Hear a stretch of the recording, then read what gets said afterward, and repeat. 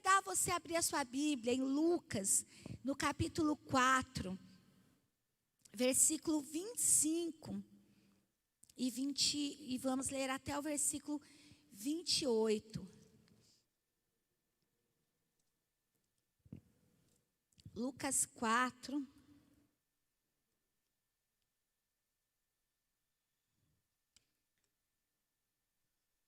25, 28.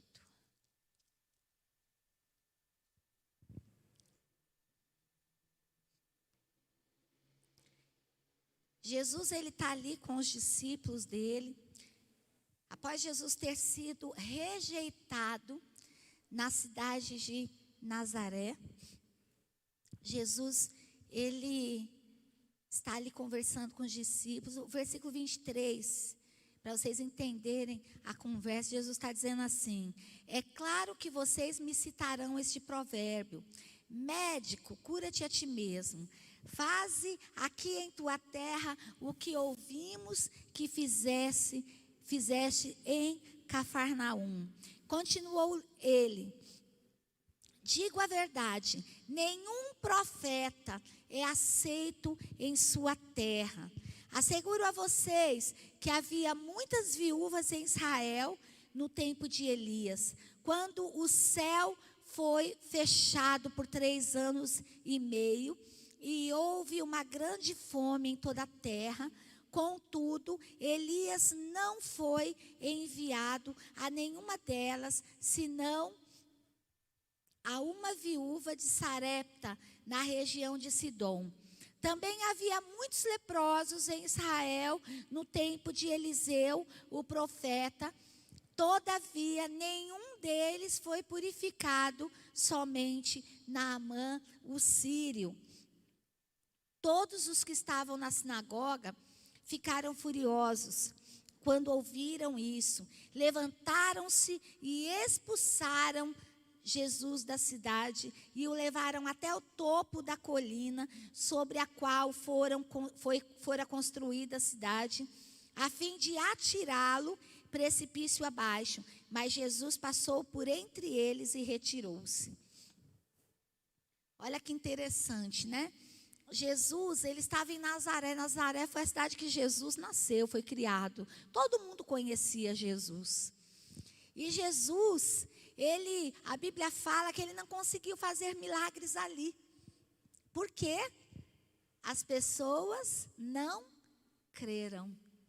As pessoas olharam para Jesus e não conseguiram enxergar em Jesus um lugar de mudança de vida, um lugar de restauração, um lugar de mudança de história, um lugar de milagres. Muitas pessoas, queridos, não estão vivendo o milagre de Deus nas suas vidas pela falta de fé. Escreve uma coisa no teu coração: milagre não acontece porque você tem necessidade. Amém? Milagre não acontece porque você precisa. Quantas pessoas precisam de milagres aqui? Levanta a mão. Isso não garante que você vai viver o teu milagre. O milagre, ele só acontece na vida daqueles que creem, que têm fé.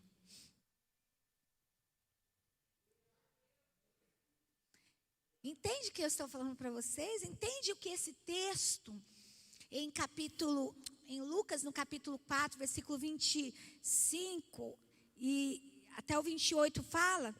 Jesus estava ali na cidade. Havia muitos necessitados ali. Muitos que estavam ali na sinagoga precisavam de um milagre. Muitos que estavam ali, queridos, estavam vivendo situações em suas vidas que não tinha mais jeito. Talvez você esteja aqui hoje, você esteja aí na sua casa, no carro, onde você estiver, você esteja vivendo uma situação que você esteja falando, essa situação não tem mais jeito. Entende? Quantas pessoas já pregaram? Quantos cultos você já participou? O milagre só vem a partir do momento que você abre o teu coração e se rende ao Senhor. Esse louvor, ele fala, eu me rendo aos teus pés. És tudo quanto eu preciso. Eu dobrei o meu joelho ali, eu comecei a pensar, o que esse louvor representa na minha vida? Quando eu canto esse louvor, quando eu ouço esse louvor, eu paro e eu penso assim, tudo que eu tenho na minha vida é nada diante da presença do Senhor. Né? Eu não tenho nada que se compare à presença do Senhor. Nada é tão grandioso, nada é tão poderoso, nada é tão, pode suprir de tal forma a minha vida, quanto a presença do Senhor supre. Sabe? E esses homens, naquela sinagoga, eles não tinham esse olhar para Jesus. Qual é o olhar que você tem para Jesus? Qual é o olhar que você tem tido para o Senhor? Como que os sentidos da tua vida estão reagindo diante de Jesus, quando você olha para Jesus? Tem um versículo na Bíblia que fala assim, olharam para ele e foram iluminados, se não me engano, né? Iluminados. Os rostos das pessoas que olharam para Moisés, quando Moisés teve ali um encontro com o Senhor, Moisés ficou com o rosto iluminado. As pessoas que olharam para Jesus, elas tiveram ali as suas vidas transformadas. Qual o olhar que você tem tido para Jesus, querido, quando você enxerga Ele, quando você está na presença dEle? Num culto como hoje, que está tão frio. Está frio no ambiente e está frio na alma. Que a gente às vezes tem coragem nem de dar um glória a Jesus mais alto e nem uma salva de palmas. Amém!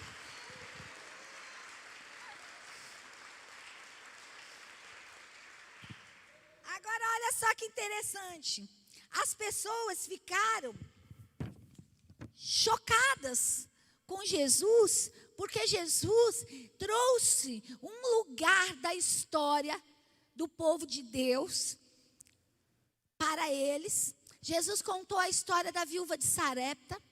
Entre tantas viúvas que tinham naquela época de Elias, porque havia muitas guerras, quem ia para a guerra era o homem. E na guerra o homem morria e deixava as mulheres ali tudo enlutadas, né? Muitas viúvas haviam, mas Deus enviou Elias na casa de uma única viúva, a viúva de Sarepta. Uma viúva que morava em Sidom, na terra de Sidom. Uma viúva que já tinha, queridos, assim, chegado no limite da história dela, ela foi lá, viu que tinha um punhadinho de trigo, um punhadinho só de azeite, uns gravetinhos. E aí ela falou assim, vou fazer um pão, né, um bolo. Fala-se bolo na Bíblia, mas era um pão, né? Vou fazer um pãozinho, né? Pega ali a farinha, umedece ali com o azeite, colocava ali naqueles forninhos que eles tinham ali, né? Ia fazendo aquele pãozinho assadinho ali, senta, come e morre. Não tem mais nada para a gente aqui. E de repente o profeta entrou na casa daquela mulher. Olha, gente, que tremendo. O profeta entrou na casa daquela mulher, enviado por Deus. E ele fala assim, pega a farinha, faz um pão para mim, faz uma refeição para mim. Eu estou com fome. Entrar na casa de vocês e falar assim, ó, vai lá, pega aquela picanha lá, faz lá Era picanha que você fez aquele dia com abóbora, um prato gaúcho, né, que você preparou para mim e para o pastor uma vez que nós fomos lá. Ele está lá com né, porque o bolo de um é a picanha do outro, tá, gente? O bolo de um é a feijoada do outro. De repente, a última comida que tem na tua casa é a feijoada, é a picanha. Oh, não tem mais nada. Tinha uma carne congelada. Eu me lembro uma vez que eu fiquei com um peru. Peru não. Essas aves de Natal, não como peru. Essas aves, como que é o nome? Chester. É marca isso, né? É frango, né? Fiquei lá com um trem desse. De um Natal, quase que chegou o outro Natal. E eu lembro que durante aquele ano, eu mudei de casa. E aí, aquela coisa, você vai mudar de casa, você vai tirar as carnes do freezer, bota... Bom, enfim. E o pastor Alex falou assim, mas esse negócio ainda está aí, não era do Natal? Falei, deixa aí, porque o próximo Natal está ali. A gente pode comer ainda na Páscoa. Está congelado, deixa aí o negócio. E ficou ali, gente. Tem pão. Um dia eu resolvi. Não sabe aquele dia que você fala assim, gente, não tem mais nada para comer. Você abre o freezer e fala assim, tem um trem aqui do Natal. E eu falei assim, é esse negócio mesmo que eu vou assar hoje. E aí meu filho olhou e falou assim, mas mãe, isso daí deve estar estragado. Eu acho que é por isso que meus filhos não comem mais carne, gente. Eu falei assim, filho, é o que tem para hoje. Pleno, vamos pensar assim, tipo, plena quinta-feira, sexta-feira, dia de semana, você comer uma ave de Natal, sem ser Natal, sem ser paz, não é uma bênção? Foi aquele dia, foi o dia especial na minha casa. Né? Era o que tinha. Agora, se Elias batesse na minha porta e falasse assim, pega essa ave do Natal do ano passado, faz aí que é ela que eu vou comer. E aí?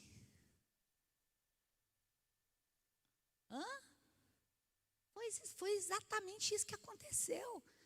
Elias chegou na casa daquela viúva e falou assim, ó, estou com fome e prepara aí. Ela falou assim, mas o que tem aqui para comer é para eu e o meu filho. E depois a gente vai morrer. Gente, é isso que está na Bíblia. A gente vai comer o que tem e depois a gente vai morrer porque não tem mais nada. Ele falou assim, então tá bom, vocês vão morrer depois. Agora você vai fazer primeiro para mim. Quem vai comer primeiro sou eu. E ponto final. Sabe o que aquela mulher fez? Ela obedeceu a voz do profeta.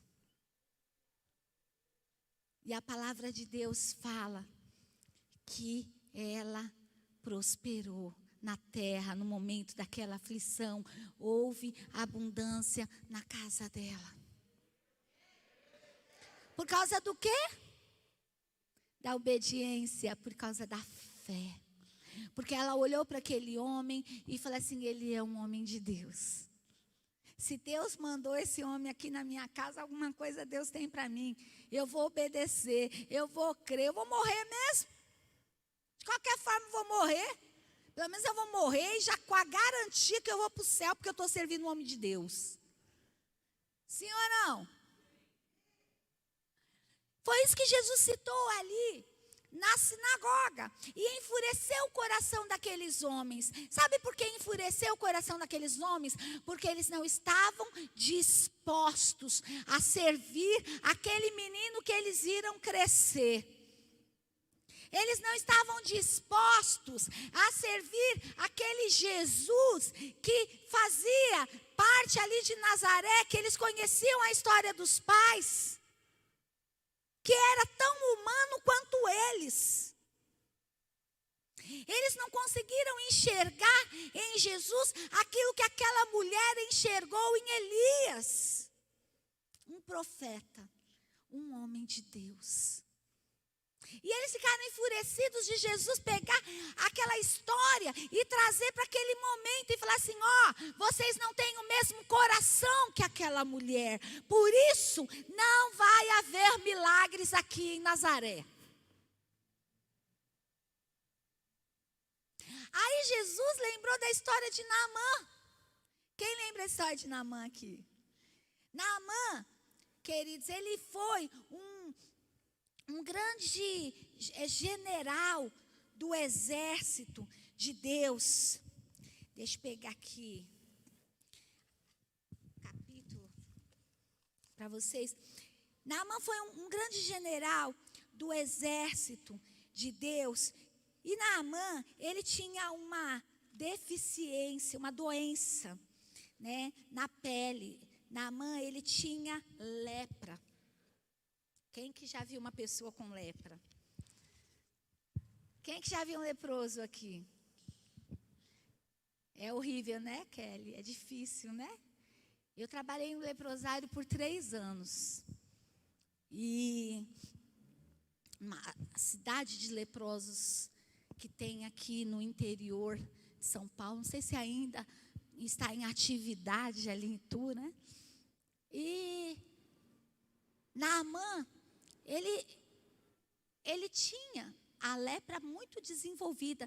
E na época de Naamã, eles faziam uma máscara de ferro e eles usavam uma máscara de ferro no rosto, porque geralmente a lepra, ela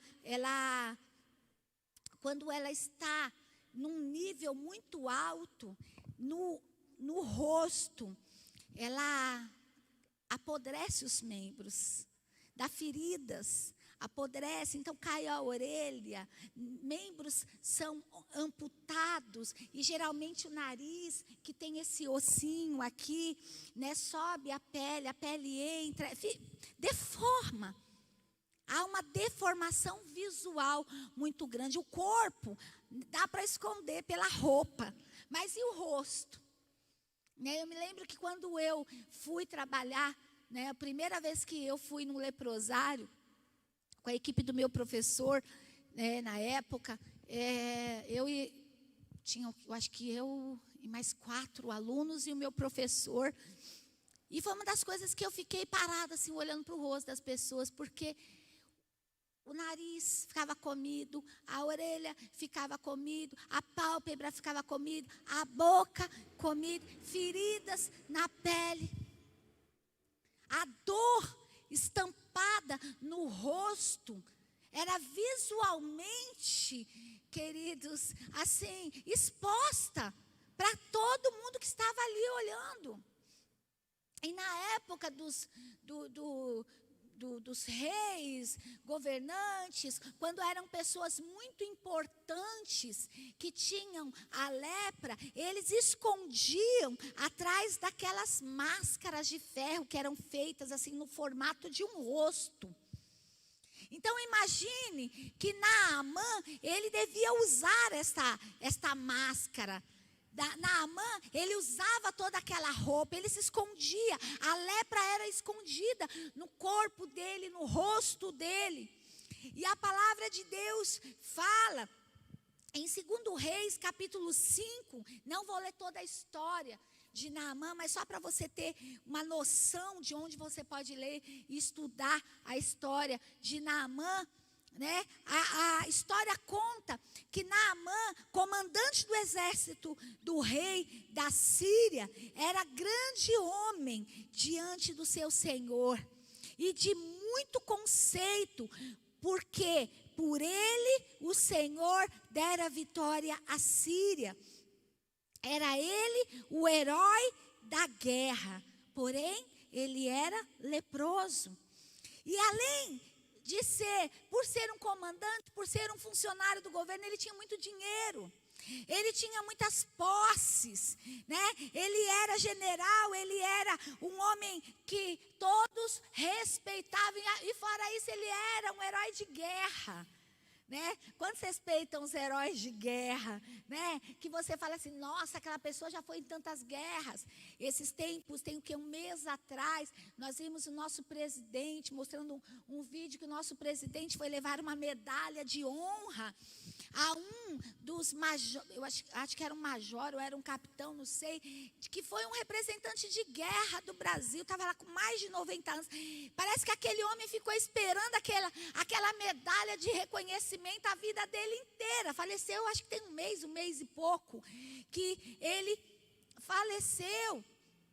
E às vezes a gente não honra, né, os heróis da nossa terra, aqueles que defendem de verdade, né? E aqui, Naamã, ele era um homem respeitado. E a Bíblia fala, queridos, que dentro da casa de Naamã tinha uma jovem.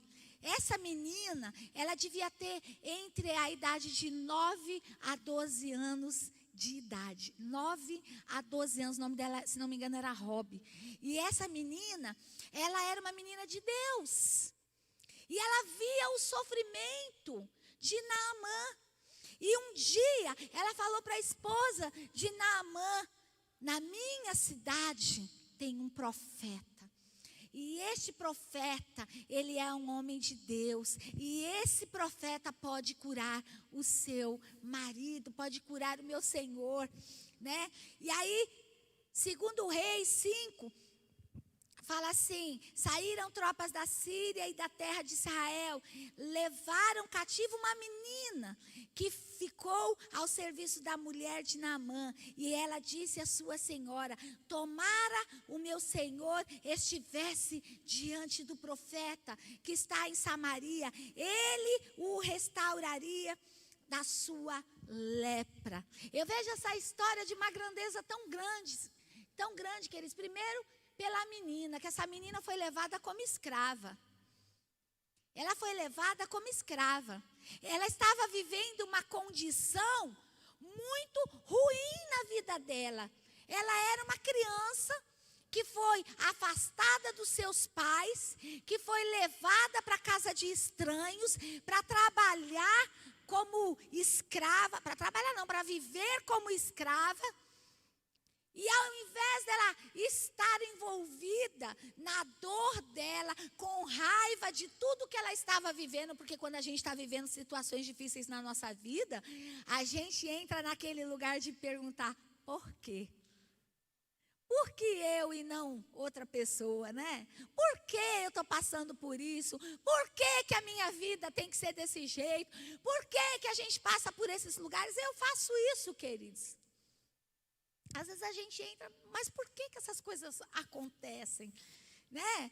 E talvez essa menina podia entrar nesse ambiente de perguntar o porquê. Por que a vida dela era daquele jeito? Por que as coisas ruins aconteciam com ela? Porque ela, sendo uma criança, estava ali esfregando o chão, na casa de estranhos, longe da cidade dela, longe do Deus que ela servia, longe dos pais. Mas aquela menina, ela colocou os olhos na necessidade daquela casa e ela falou assim, gostaria eu que o meu Senhor estivesse diante do homem de Deus, do profeta, porque ele seria restaurado, ele seria curado. A fé desta menina mudou a história daquela casa. Sabe, queridos, às vezes a gente passa por alguns lugares na nossa vida, e eu quero dizer para você, para de ficar olhando para o teu umbigo, para de ficar olhando para a tua dor, para de ficar olhando para as suas mazelas, para de ser coitado, para de ser vítima da tua história, amplia a tua visão, e você vai enxergar o propósito de Deus a ser cumprido através da tua vida, na vida do outro.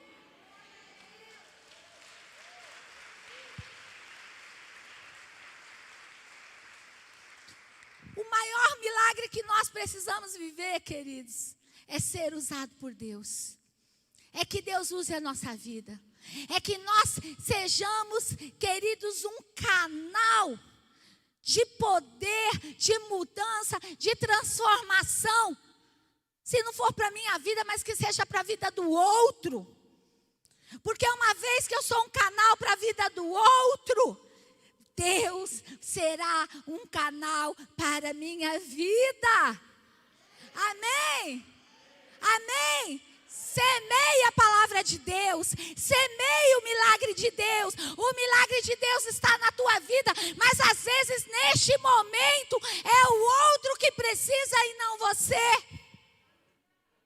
Já parou para pensar nisso?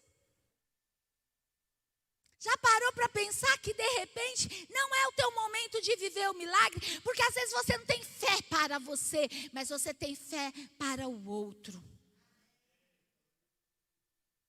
Porque quando você olha para você, você fala assim, às vezes você precisa do outro para derramar sobre você. Por que não você derramar para o outro? E foi o que aconteceu com essa menina. E Deus usou a vida dela. E a Bíblia fala que essa criança foi o instrumento de Deus. Deus precisava que essa menina estivesse ali para mudar a história daquela casa. Então, no capítulo 5 ainda, Naamã foi e disse ao seu senhor, assim e assim falou aquela jovem que está na minha casa. Ela veio lá da terra de Israel. Respondeu o rei da Síria, vai, anda e enviarei uma carta ao rei de Israel. E ele partiu e levou consigo 10 talentos de prata, 6.000 ciclos de ouro e 10 vestes festivas. Levou também ao rei de Israel a carta que dizia, logo em chegando a ti esta carta, saberás que eu te enviei Naamã, meu servo, para que cures da sua lepra. Tendo lido o rei de Israel a carta, rasgou as suas vestes e disse, acaso sou Deus, com o poder de tirar a vida ou dá-la, para que este envie a mim um homem, para eu curá-lo de sua lepra? Notai, pois, e vede que ele procura um pretexto para romper comigo. O rei de Israel recebeu ali, aquela carta do rei da Síria dizendo, estou mandando o meu governante. Cura ele. Cura ele. Ele tem lepra, ele está doente, e tem aqui uma menina que era daí, ela é escrava aqui, e eu estou mandando ela porque ela falou que aí está cura. E o rei de Israel enlouqueceu. Ele já começou a pensar, o que será que ele está querendo? Será que ele está querendo romper com a aliança que nós fizemos? Que eles tinham uma aliança. Será que ele está querendo romper com a amizade que nós criamos? Às vezes a gente é assim, queridos? A gente não entende o mover de Deus, a gente não entende a forma de Deus agir, a gente está sempre com o pé atrás. A gente está sempre, como que fala? Armado. Alguém liga para você, nossa, eu quero falar com você, você já está ali. Será que ele vai fazer isso? Será que vai acontecer aquilo? E o rei de Israel ficou ali todo preocupado. Mas de repente estava ali do lado dele alguém que tinha mais fé do que ele. Eliseu. E Eliseu, que era um homem de Deus, falou assim, manda dizer ao rei, por que ele rasgou as vestes dele? Deixa este homem vir a mim e saberá que existe profeta em Israel. Veio, pois, Naamã com seus cavalos, seus carros, e parou à porta da casa de Eliseu. E então Eliseu lhe mandou um mensageiro, dizendo, vai, lava-te 7 vezes no Jordão, e a tua carne será restaurada e ficarás limpo. Naamã, porém, vocês sabem a história, Naamã ficou indignado. E já foi dizendo, pensava eu que ele sairia para falar comigo. Ele iria se colocar de pé, ele invocaria o nome do Senhor. o Deus dele moveria a mão sobre o lugar da lepra. A gente está sempre querendo criar o milagre do nosso jeito. A gente está sempre querendo mostrar para Deus como que Ele tem que fazer as coisas. E a gente esquece que Deus é Deus e Ele trabalha do jeito que Ele quer.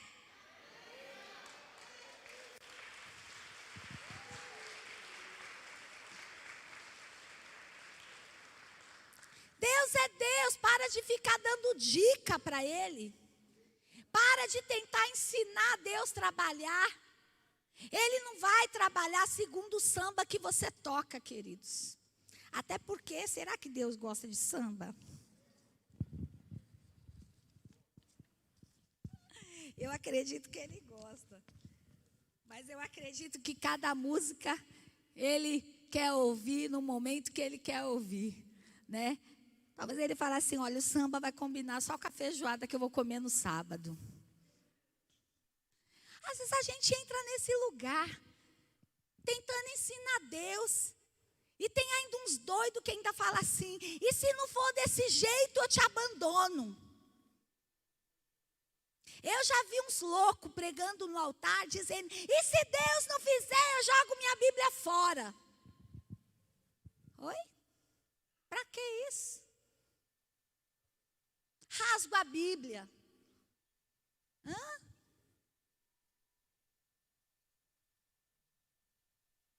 Deus não se curva às chantagens do teu coração.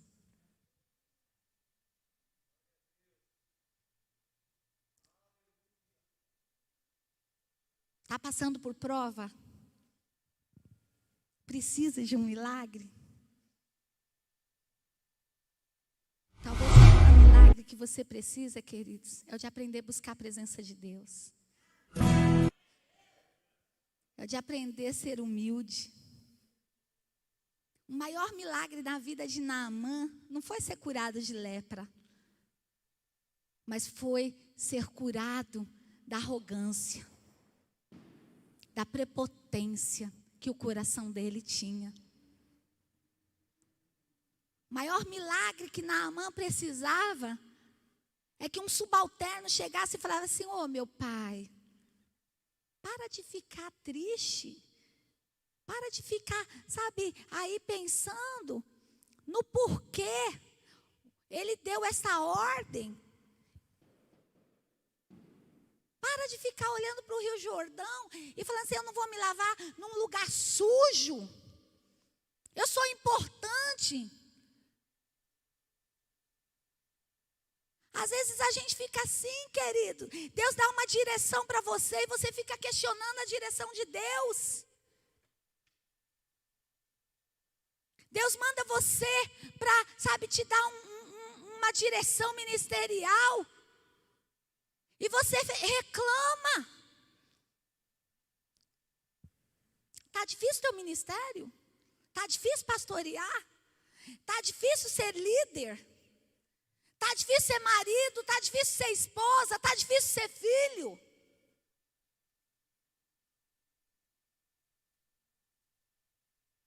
Entrega para Deus as tuas inseguranças. Entrega para o Senhor, queridos, os teus questionamentos. Fala, Senhor, eu preciso só da tua presença. Se eu tiver que passar pela lama, se eu tiver que tomar banho 7 vezes no Rio Jordão, no rio mais sujo, se eu tiver, Senhor, que passar por este vale, contanto que o Senhor esteja comigo, eu passarei. Mas não permita eu viver um dia sem a tua presença.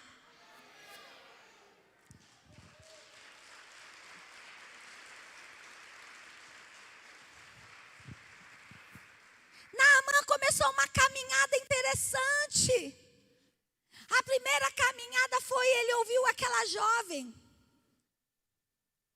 A segunda caminhada, ele foi diante do rei e expôs a situação. Mas quando ele chegou diante ali do profeta, cadê o profeta? Veio um servo. Ó, meu Senhor está mandando você fazer isso. Poxa vida, eu vim até aqui. Eu vim até aqui para ser humilhado. Nós fazemos isso na nossa vida. Eu fiz tudo tão certinho. Ou é só a Deise que faz isso? Eu fiz tudo tão certinho, eu faço tudo tão certinho. Eu tenho buscado servir a Deus fielmente. Por que que eu tenho que passar por essa humilhação? Por que que eu tenho que passar por essa vergonha? Por que que eu tenho que passar por esse lugar difícil no meu ministério, no meu chamado, no meu casamento, nos meus negócios? Deus não vai fazer milagre na tua vida por causa da sua necessidade. Deus vai fazer o milagre na tua vida por causa da tua fé. Pelo tanto que você decidiu acreditar. Pelo tanto que você decidiu se render a Ele. Amém?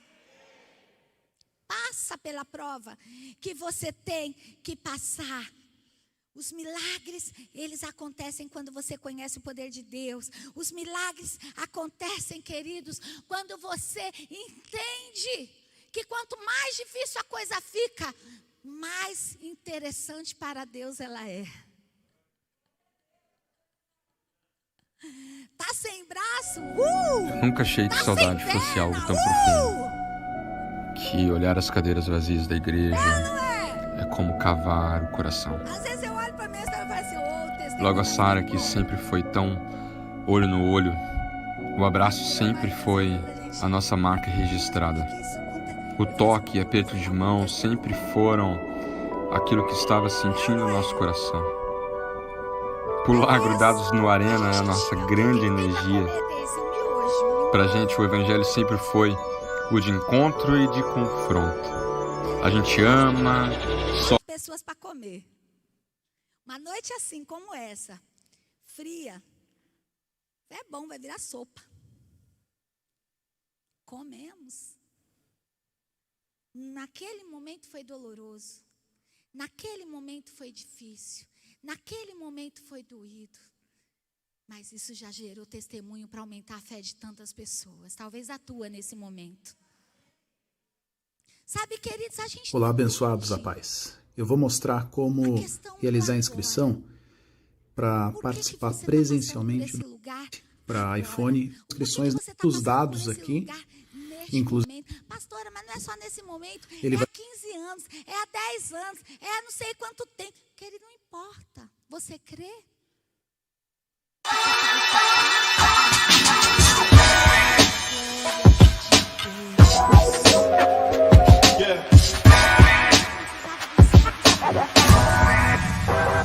Eu estou aqui para lembrar vocês. E o Senhor está aqui. Existem pessoas diferentes de todos os tipos. Queridos, que não importa os lugares que nós passemos, mas que nós decidimos passar. Com quem nós decidimos passar.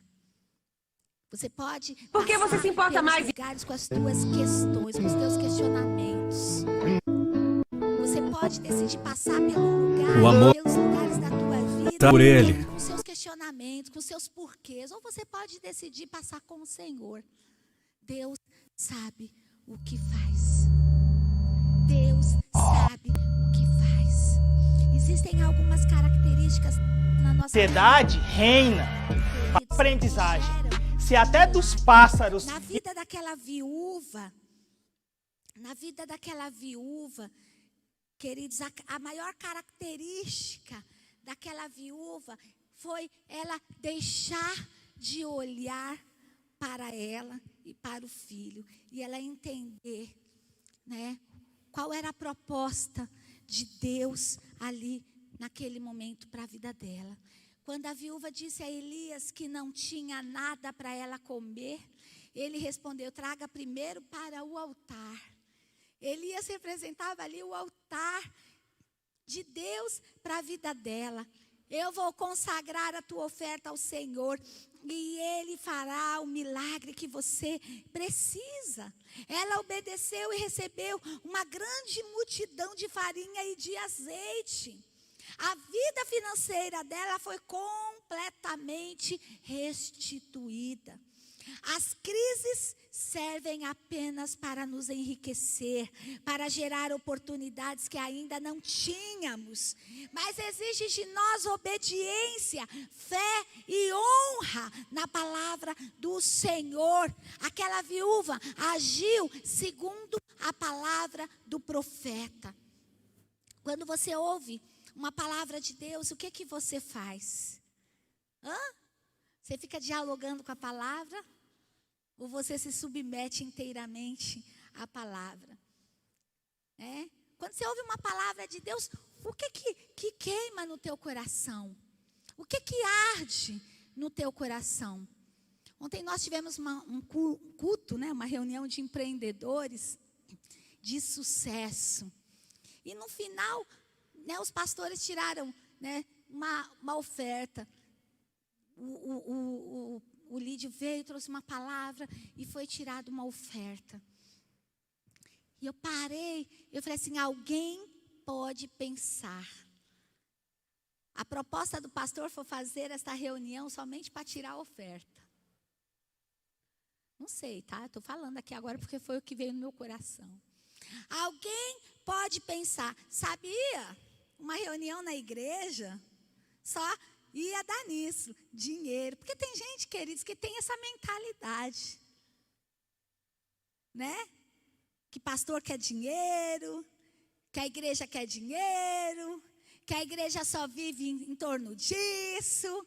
Sabe quando você vai ver um milagre desse jeito? Quando? Vai ver o milagre do outro. Daquele que creu.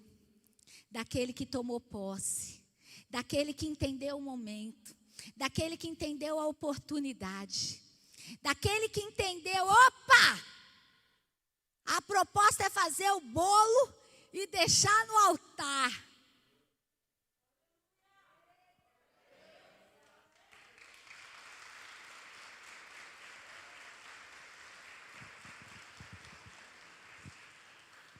Tem o testemunho que o irmão Sandro, ele saiu daqui, ele contou ontem ali mais ou menos, que ele saiu daqui, foi parado numa blitz, e de repente ele começou a conversar ali com os guardas, foi isso, E ali já trocaram cartões, e já surgiu ali uma oportunidade de trabalho para ele.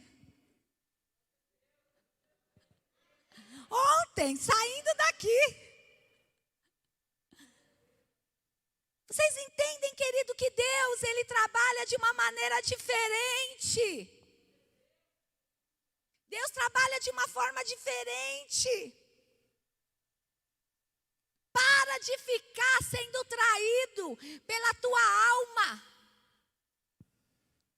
Para de ficar sendo traído, querido, pelos conceitos desta terra, pelas ideologias desta terra. O que você tem assistido alimenta o teu coração. O que você tem ouvido alimenta o teu coração.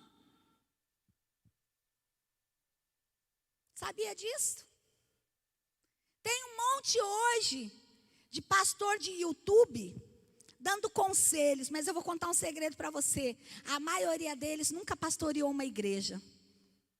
Nunca pastoreou uma ovelha. Nunca acordou de madrugada para ficar chorando e orando, expulsando demônio, ou sair da sua casa, sair da caminha quente, para ir socorrer a ovelha que estava precisando. Nunca foi ali chorar pelo morto da família, que ele nunca viu na vida. Mas simplesmente para cumprir um mandamento, chorar com os que choram. E está lá dando conselho, tem um monte de bobão ouvindo o conselho desses pastores desigrejados, que nunca cuidaram de uma igreja, que cuidam ali de multidão, mandando, sai da igreja. Você não precisa da igreja, mas no momento que a dor chegar, ele não vai na tua casa, ele não vai ligar para você, ele não vai orar com você, ele não vai no hospital com você, ele não vai te socorrer, ele não vai comprar um botijão de gás para você, ele não vai te dar uma cesta básica, ele não vai segurar a tua mão, ele não vai te colocar no colo. porque ele não representa o altar de Deus para a tua vida.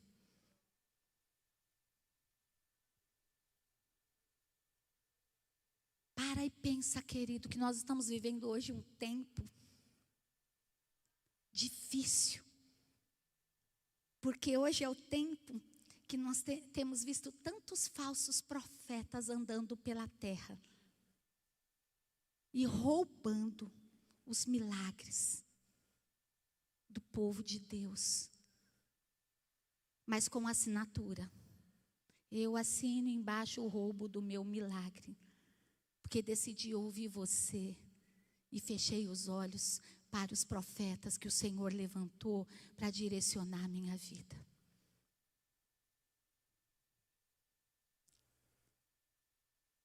Todo mundo se calou agora.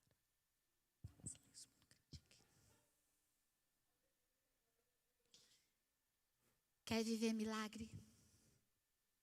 Quer viver restituição? Queridos, entenda.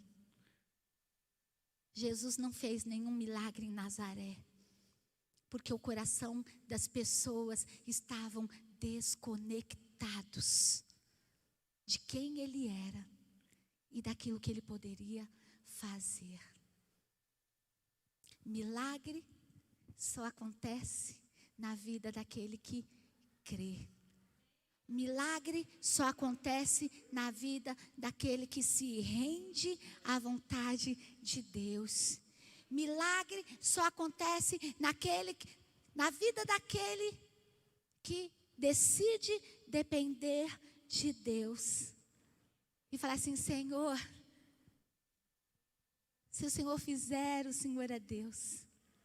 Se o Senhor não fizer, o Senhor continua sendo Deus na minha vida. Eu decido caminhar na tua presença. Amém.